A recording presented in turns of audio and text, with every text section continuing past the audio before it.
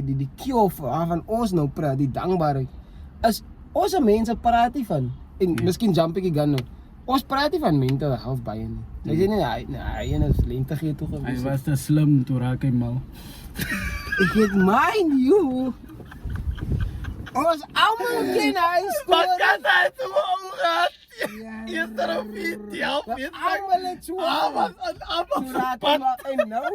En nou, wil ons nie meer boeke lees en slim wie ons gaan mal. Hy was te slim toe raak hy mal. Wag. Anyway, just like a day. Sorry man. Vanoggend aangedink, as hy nou die rede hoekom mense nie miskien wil slim wees. Nou wil hy my lees. Hy wil nie mal raak nie.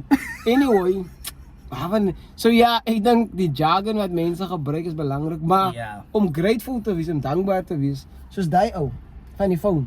Maar klein storie. Kersfees, my ma koop vir my, ek en my ma is in die winkel.